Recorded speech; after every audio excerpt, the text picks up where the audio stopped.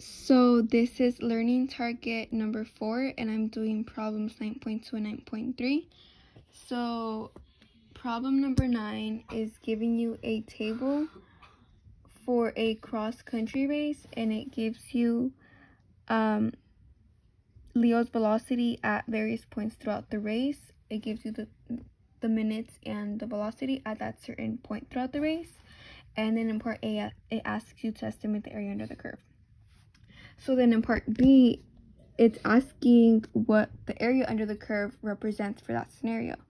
So for that scenario, the area under the curve is representing the distance in meters that was run in the 25 minutes.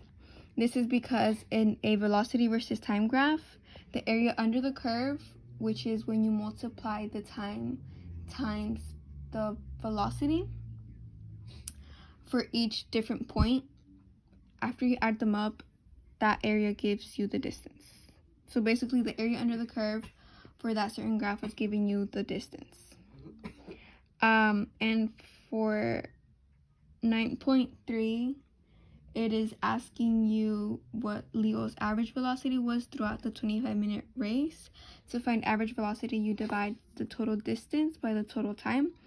In this case, after you find the area under the curve, you would get that the total distance ran was 4,675 meters. You divide that by 25, which is the total time that it took to run the race. You divide that, you get 187. So that means that the average velocity was 187 meters per minute. And my mistake was saying that the area under the curve represented the velocity when it actually represented the distance. And I just divided the wrong numbers for the average velocity.